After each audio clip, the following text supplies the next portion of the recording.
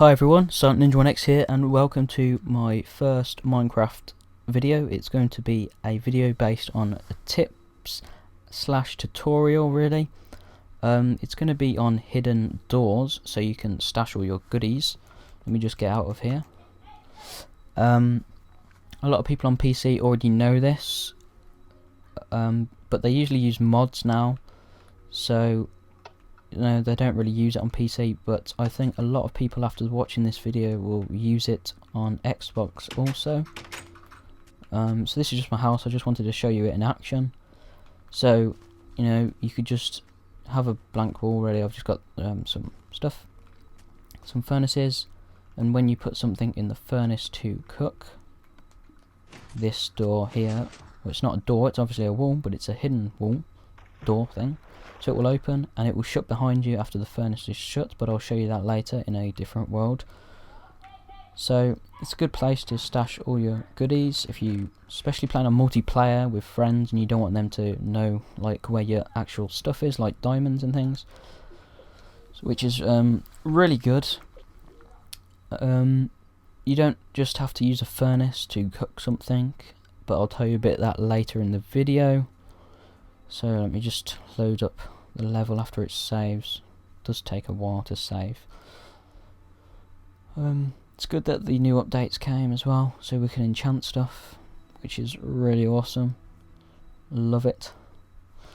Just gonna get a stash of diamonds. So let's just open up this world. So I've got a replica on this one, so I'll just show you what it is. So here it is, just a random room.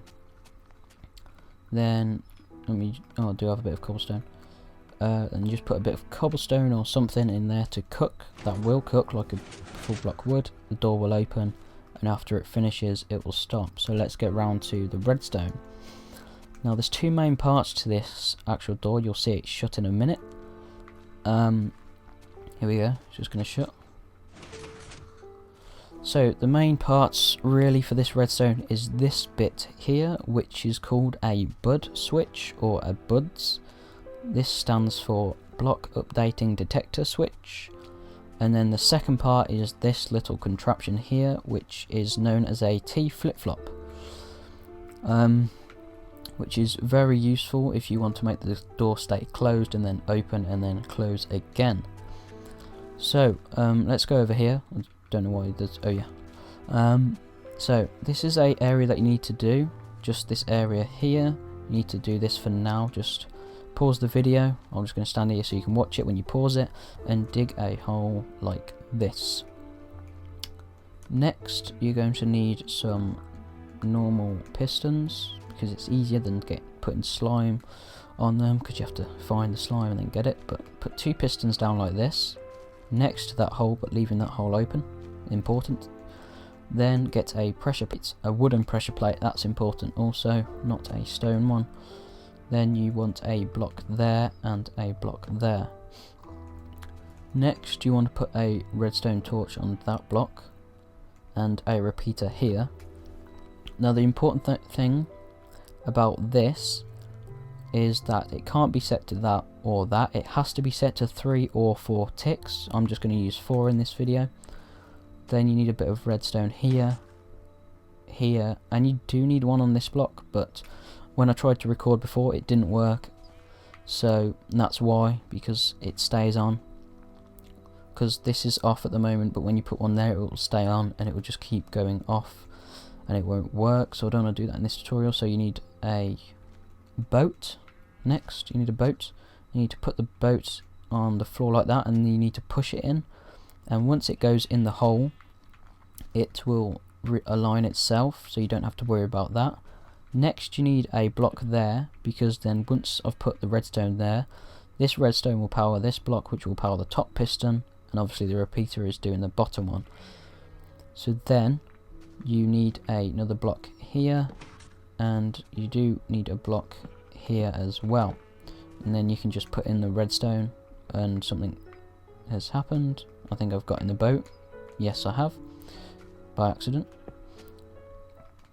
And I've got in it again. This is going to be annoying. So I'm just going to break that block and then put that there. put that there again. Now, yeah, see, this is on now.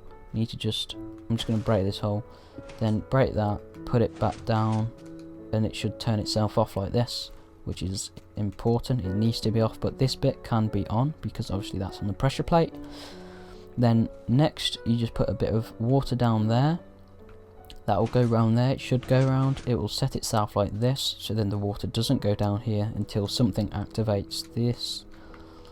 Something needs to go here or here, which I'll show you in a minute. So that was the first part of the hidden door, which was called the bud switch.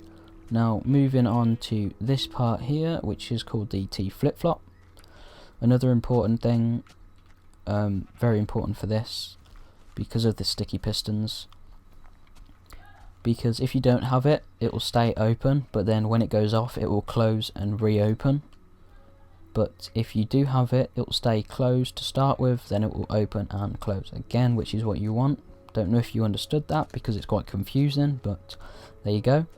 So this second part, on the 4th block away, you need to dig a 1-hole trench and then go this way as well.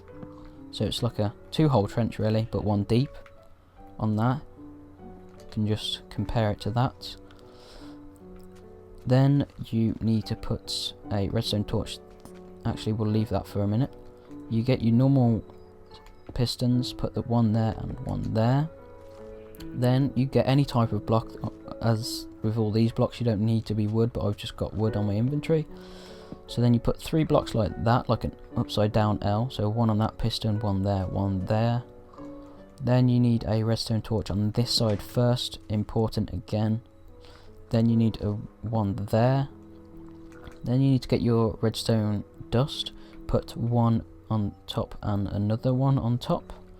Then what you want to do to connect this up, it took me a while to actually figure this out, to connect it up, because I found it quite hard, but that might have just been me being stupid.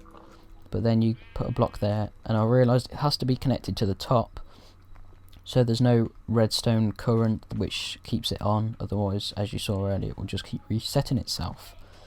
So once that's done, it's nearly all done really. Then you just have to put another bit of redstone there, obviously not at the moment. There you go. So make sure the torch goes underneath this block on this side, so it just be there, if you can see, just there. Then the redstone has to go there, it can't go there, because obviously that would be off, and you need the redstone to stay on constantly. So then you just get out the way of a pig. Build your redstone. You are going to need another repeat for this, unless you find a more efficient way of using the redstone. Then you need 2 sticky pistons here. I'm going to use a repeater there, and I don't know if I've got enough room to build this. I should have, because I need it like that. I don't really need that there. So then you just get the bit of redstone coming off one of these, do this, and it has to be like this because it has to go into the thing, but as you can see it's not working at the moment because redstone can only travel 15 blocks. So you just go back, put a repeater down, and you should be good to go. Now they're shut, which is good, which is what you want. So just put the blocks there. Just imagine this was your wall, and obviously you can use a furnace or another block, or in this, or you could use a I forgot what it's called now, sugarcane and things like that. But you can't use everything in the game. It's almost every block, but not everything, because sometimes it doesn't count as block updating.